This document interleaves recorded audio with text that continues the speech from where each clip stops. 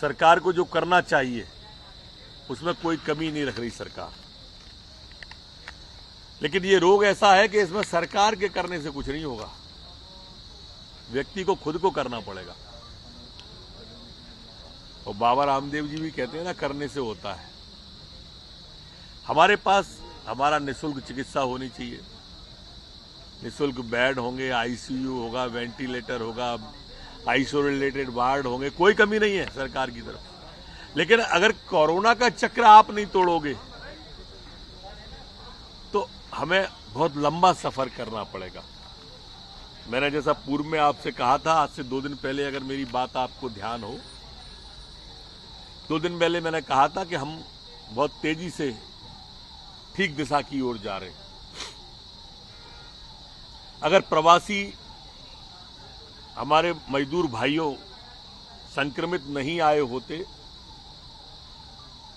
तो हमारा प्रदेश बहुत अच्छी स्थिति में होता। लेकिन फिर भी जैसे कल की रिपोर्ट देखोगे तो 189 लोग हमारे पास नए आए और डिस्चार्ज हुए 246, लगभग दुगने डिस्चार्ज हो गए। ऐसा ही मैंने शायद परसों आपसे कहा था। डेथ, कुल दुखद डेथ, निधन 2 हुआ कल, सिर्फ 2 का। परमपिता परमात्मा चाहेगा, हो सकता है हम 0 तक लाएं। इसे कोशिश में लगे हुए, प्रयास जारी है।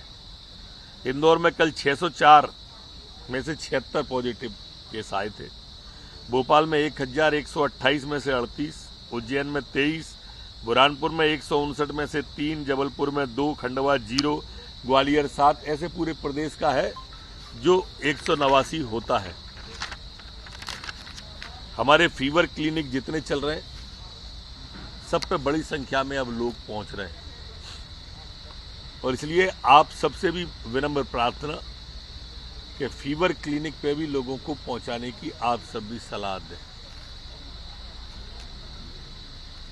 अभी तक 5,16,000 मजदूर वापस आ गए। कल 6 ट्रेनें आई थी, आज 4 ट्रेनें आई हैं, कल फिर 4 आएंगी। 119 कुल ट्रेनें अभी तक आ चुकी हैं, 10 ट्रेनें अभी और बीच में हैं। कई ट्रेनें अब कैंसिल भी हो रही हैं, जैसे हमारी पंजाब की ट्रेन कैंसिल हुई, हरियाणा की। क्योंकि काम खुलने लगे हैं तो मजदूर अब आ नहीं रहे हैं, तो मजदूर आए नहीं, इसलिए हमारी ट्रेनें कैंसिल भी हुई। संकेत अच्छा है कि मजदूर अब वापस अपने अपने काम पर जा रहे हैं। हमारी कल जो ट्रेनें कल और परसों में चलेंगी वो केरल, तमिलनाडु, नोएडा, कटरा ये चलने वाली हैं।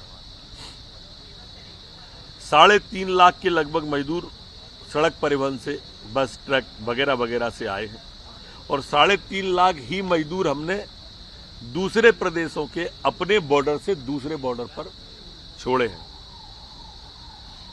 जो अपने आप में बड़ा आंकड़ा है। मैं मध्य प्रदेश के उन सभी लोगों का आभार व्यक्त करना चाहता हूं आज इलेक्ट्रॉनिक मीडिया के माध्यम से, जो पूरे के पूरे हाईवे पर लंगर लगाए हुए। ये भारतीय संस्कृति में ही मिलेगा आपको और कहीं नहीं मिलेगा। हमारे यहाँ कहते हैं कि स्वयं खाना प्रकृति है। हम भोजन करते हैं, ये स्वभाव है, प्रकृति है, डिमांड है। स्वयं खाना प्रकृति है, छुड़ा के खाना विकृति है, और खुद भूखे रहकर दूसरे को भोजन कराना ये हमारी संस्कृति है। और आज जो 3.5 लाख प्रवासी मजदूर इस प्रदेश से उस प्रदेश गए और जो 3.5 लाख इस प्रदेश के आए, जिस तन्मयता से लोगों ने स्वयं भूखे रहकर, स्वयं कोरोना की चिंता न करते हुए सेवा का भाव रखा, वो अनुकरणीय है और वो सारे लोग वंदनीय हैं, अभिनंदनीय हैं। हमारे यहाँ पर जो ट्रेनें जा रही हैं इस प्रदेश से, वो भी जाना शुरू हो गई हैं। कल भी 2-3 ट्रेनें और जाएंगी। एक थोड़ी दिक्कत है जो आपके माध्यम से मैं प्रदेश की और वो लोग जो अभी फंसे हुए हैं उन तक पहुंचाना चाहता हूं। बड़ी संख्या में उत्तर प्रदेश में ट्रेनें आ रही हैं। वो ट्रेनों में चूंकि जो लोग आ रहे हैं उनका परीक्षण करने के बाद उत्तर प्रदेश की सरकार प्रदेश में ले रही है। तो झांसी जैसे जंक्शन जितने भी हैं यूपी से लगे हुए, वहां पर जाम की स्थिति है, तो ट्रेनें धीरे धीरे आगे बढ़ रही हैं, उसमें हमारे लोग भी हैं।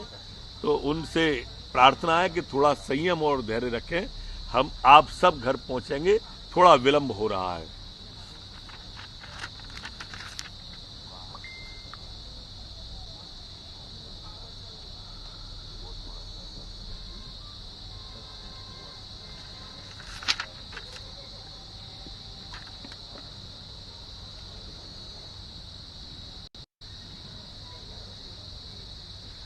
एक बात आपके जो जरूरी बात है, ग्रीन टू ग्रीन ये पूरा खोल दिया है मध्य प्रदेश।